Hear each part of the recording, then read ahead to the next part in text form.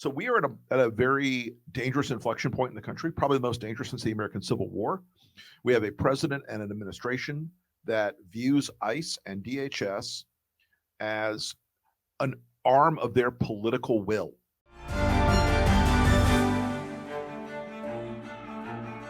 Hi, I'm Fergus Macphee and welcome to the Trump Report. A reminder, you can watch us every day, Monday through Friday on our YouTube channel. Just search for the Trump Report, and you can also listen and follow the show wherever you get your podcasts. One last reminder that if you are looking for Times Radio content, you can now find that on the Times' YouTube channel. Just search for @TheTimes on YouTube. Joining me today on the show is Rick Wilson, co-founder of the Lincoln Project. Rick, how are you? Good morning. Well, thanks. Thanks for having me, Fergus. It's our pleasure. Thank you so much for joining us. We're going to start with Greenland. Now, obviously, there's been so much movement already so far this year. And the foreign ministers of both Greenland and Denmark are meeting JD Vance and Marco Rubio in Washington today. It's actually happening in around sort of 20 minutes time. We are speaking before that meeting. Now, I think in the UK, at least, I'm not sure what it's like in the US, that often with these kind of talks between delegations, the public don't seem to pay that much attention. I think this feels slightly different today.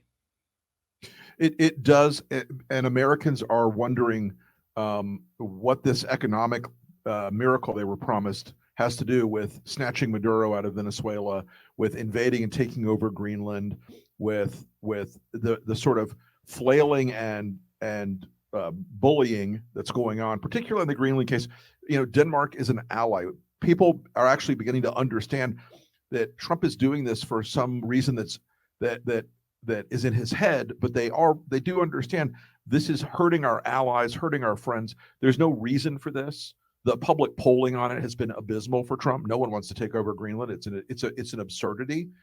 But it's worse for Trump right now because it is coming in with increasing bad economic news in the country. No matter what he says, people are experiencing job loss. They're experiencing higher inflation, higher grocery prices. They've gone up.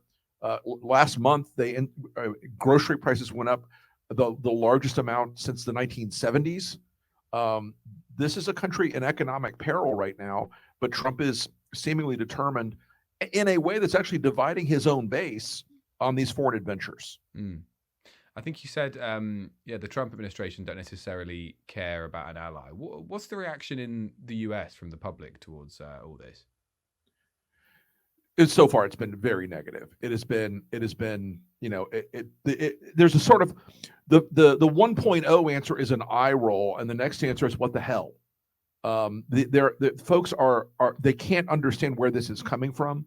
It doesn't make sense to them, and even Trump's own base is very negative, very divided about this. I mentioned about the talks sort of between delegations there. Given what's at stake, both for Greenland, Denmark, and for the US, is this one of the most sort of important in memory? Well, look, I think the reason it's important is that if we attack Greenland, it shatters NATO. That upsets the world order in a way, and I wrote about this morning in my Substack, because if we do this, we are the ones violating Article 5 in the NATO treaty. We are the ones who have then a signal to Russia, hey, it's okay if you want to invade the Balkans next, or you want to attack Poland next. We've told China, if we do this, hey, take Taiwan. We do the same thing. It's up to you. I think it blows up the rules-based international order in a way that no authoritarian, no Vladimir Putin, no Xi could ever have believed was possible. They would never have thought they could accomplish this. Only Donald Trump can do this. And if he does it, the consequences to the U.S. reputation in the world, our position in the world, not only militarily and diplomatically, but economically, will be absolutely devastating. I'm glad you mentioned that. I mean, in terms of reputation, I guess my question was, does that, in 2026, does that really matter to the US? It doesn't seem like it matters to the administration, and they kind of know, in terms of NATO, Europe. I think you have to bifurcate that problem, though. The administration does not care. They believe they've adopted this sort of Alexander Dugin model of the world in their heads, where Putin dominates Europe. China dominates in the entire Asia Pacific Rim area, and the U.S. dominates the Western Hemisphere. Yeah. That is not the order of the 2000s. That's the order that sort of existed in the World War II predicate. This is not a great look for the world. So they've sort of adopted that idea.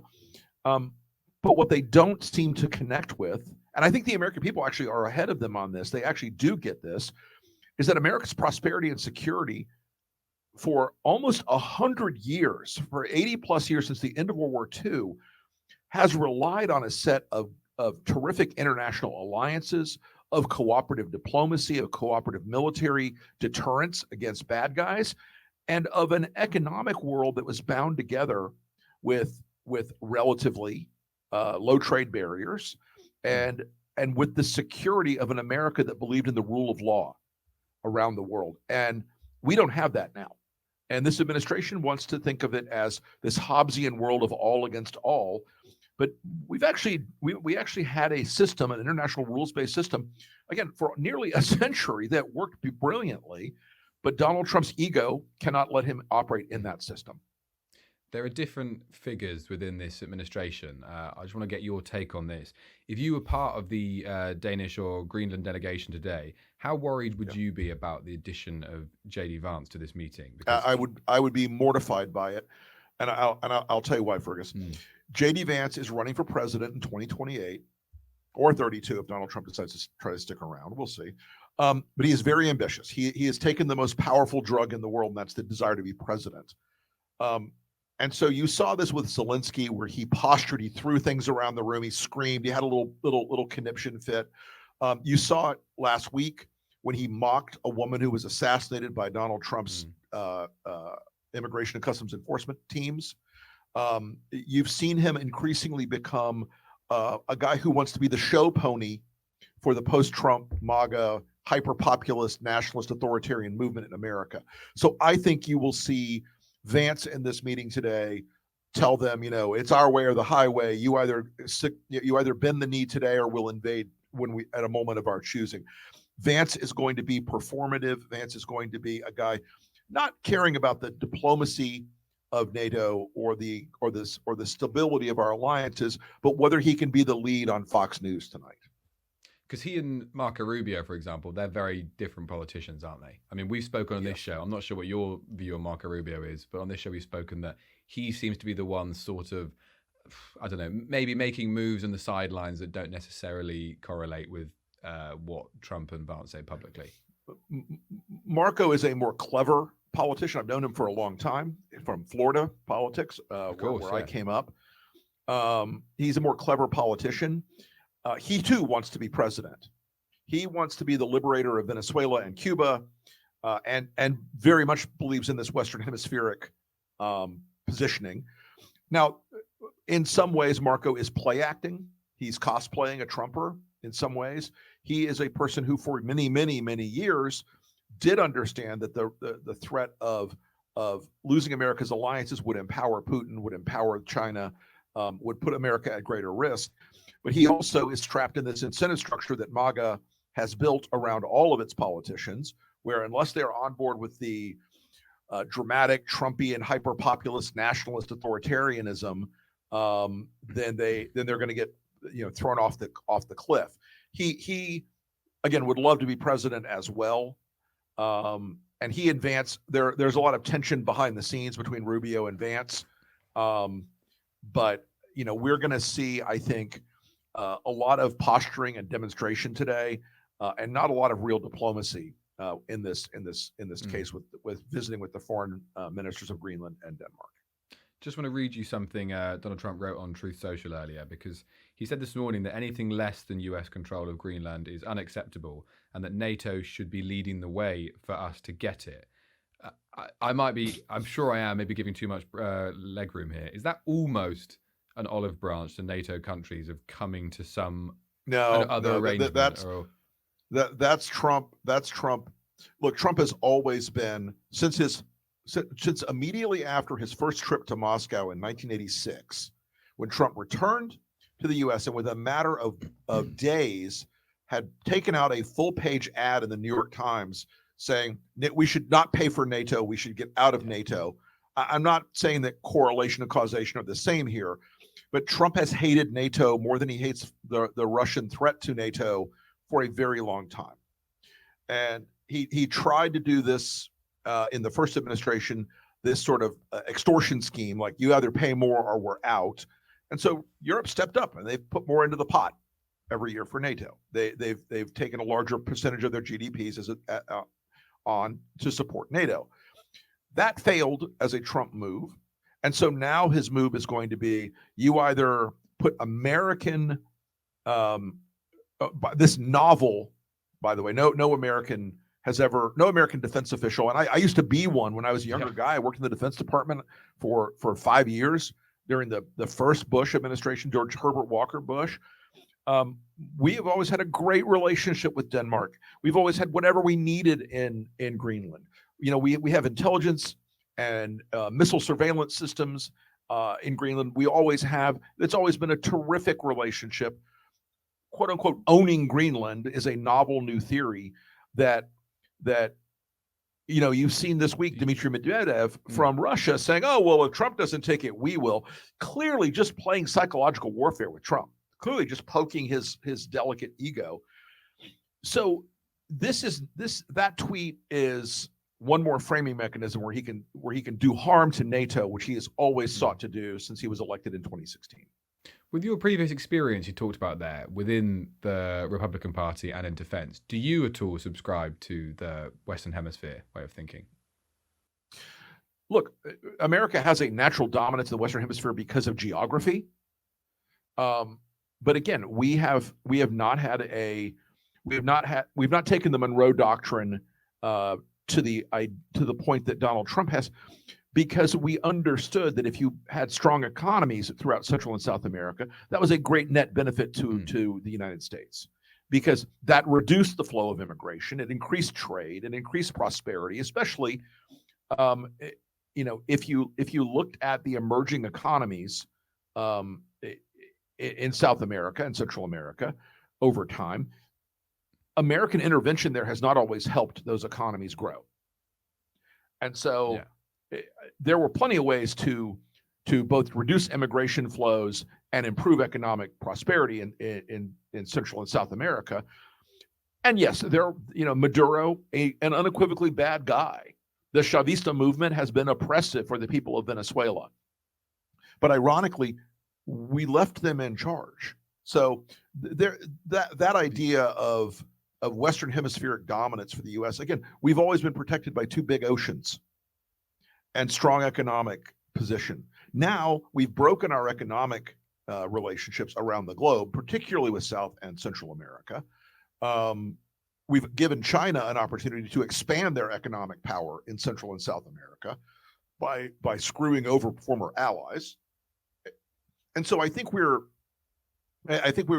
still have that geographic protection, but we've lost the economic protection by our own hand.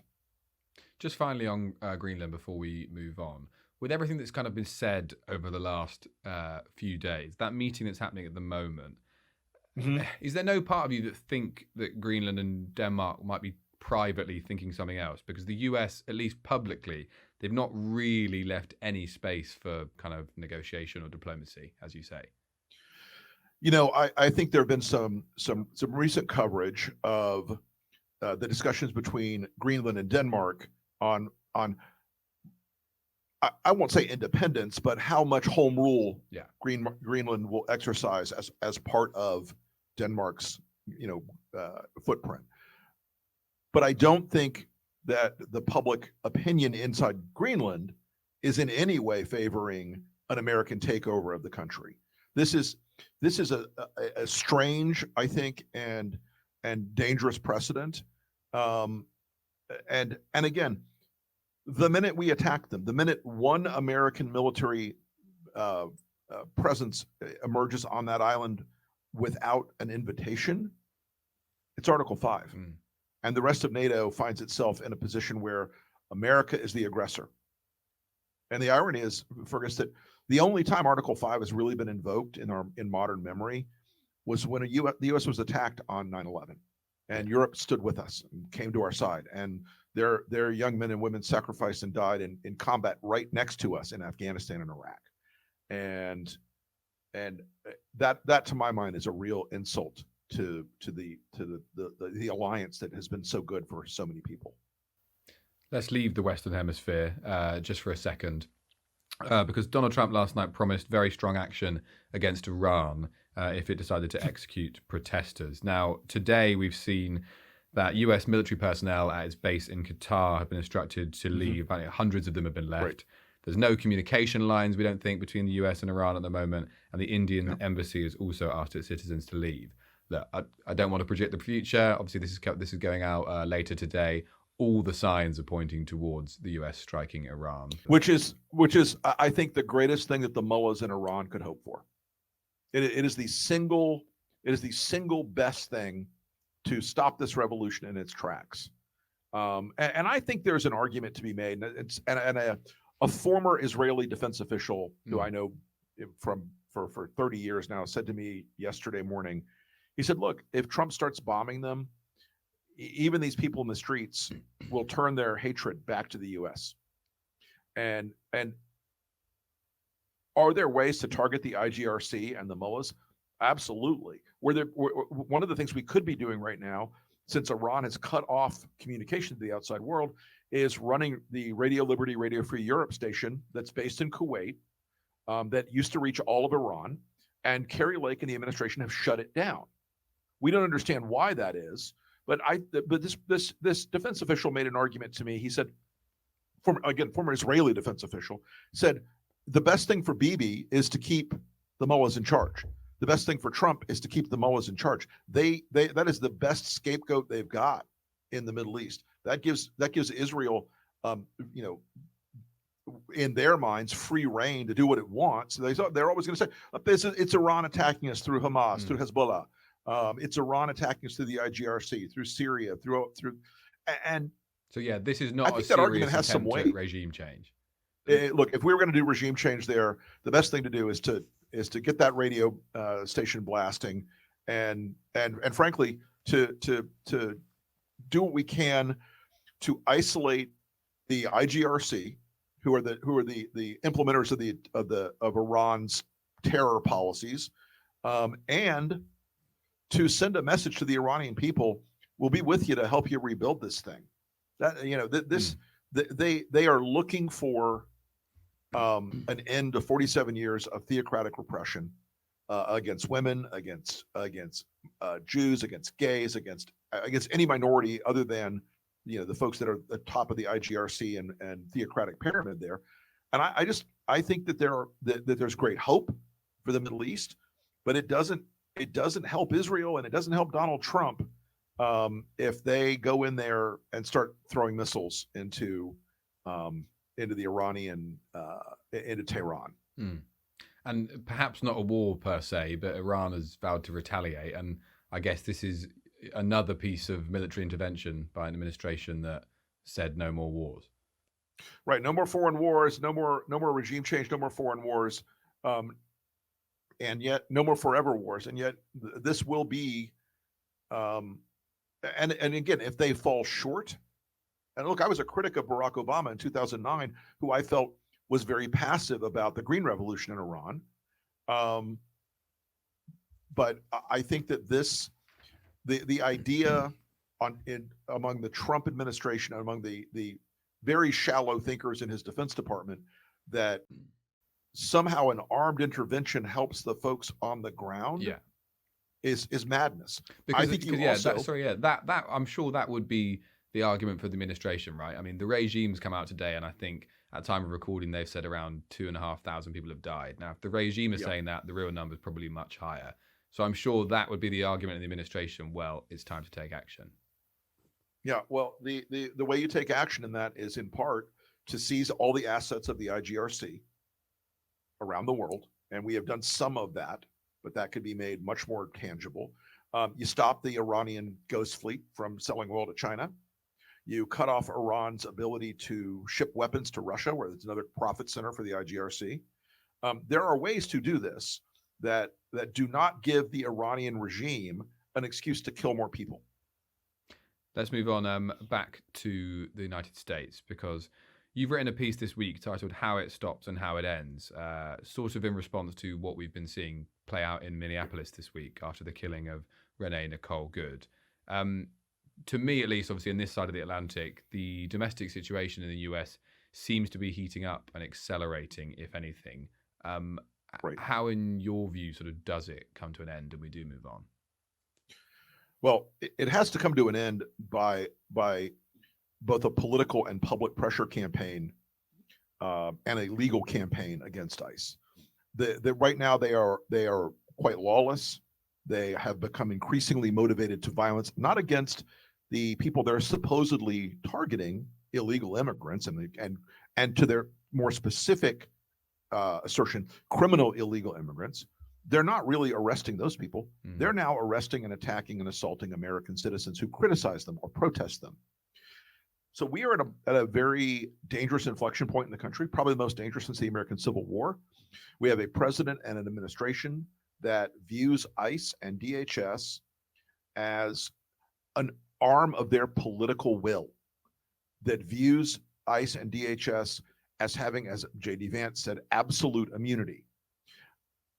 This is not, to quote the famous David Bowie song, this is not America. This is not how any of this works. It is their behavior is increasingly unconstitutional. They are targeting free speech. They are targeting freedom of assembly. I mean, we are seeing them now, ironically, America's, famed conservative Second Amendment warriors aren't mad at all that they're seizing guns from people. But the First, the Second, the Fourth, the Fifth, and the 10th Amendments seem to be in the rearview mirror for the Trump administration when it comes to the deployment of massed, unaccountable, anonymous, heavily armed military forces into this country, or paramilitary forces really, into this country's streets and neighborhoods. And the fact that they're targeting American citizens is going to lead to a very bad outcome. Yeah. Now, look, the way it ends permanently, right? Yeah. The way it ends permanently is you have to expel Donald Trump and the Republican Party from power, and you have to hold everyone involved in this, from Stephen Miller at the top of the pyramid to the cops on the ICE cops in the streets who are abusing and beating and assaulting and killing American citizens. They all have to be held to account. We have to do basically a Truth and Reconciliation Commission after this, and there has to be legal and moral consequences beyond just, oh, isn't this awful? Yeah, very quickly on the officers themselves. I mean, I'm sure we could have an incredibly long conversation, different conversation about the kind of difference between policing in the US and the UK. But does that kind of heavy-handedness and rhetoric from the offers we're seeing from the officers, does that come from the very top? It does. It comes from Stephen Miller. It comes from Tom Homan and Kristi Noem and Greg Bovino and the senior leadership at ICE. And again, Stephen Miller is the central cancer in this entire operation. He is the one who is driving them to take more and more strident and violent actions against American citizens. He is the one who put the idea in Trump's head that the night of retribution and retaliation is coming. And they're talking about American citizens. They're not talking about illegal aliens. They're not talking about migrants. They're talking about American citizens who oppose the Trump administration. Even a lot of Republicans now in Congress who have been very loyal to Trump are saying, wait, what? There is a moment where this has started to divide even some of his loyalists, who, what we call in America, the pocket constitution guys. There was a sort of cult in the Republican Party where they carried a little constitution in their pocket. If it's not in here, I'm not going to do it. Well, I missed the part in the Constitution where you get to shoot civilians in the street. Do you feel it? I mean, I don't know. Would you still call yourself a Republican? You're obviously. Oh God, no. No, right? Well, you're obviously very opposed to this administration. So, I mean, do you feel that? I absolutely believe. I tell my Democratic friends this all the time. I'm not a progressive. I'm not a liberal. I am a person who believes in the Constitution and the rule of law and respect for human rights and respect for the rights as outlined in our Constitution and Bill of Rights for every American. And right now we are seeing an abuse of that power that is not conservative. It is statist.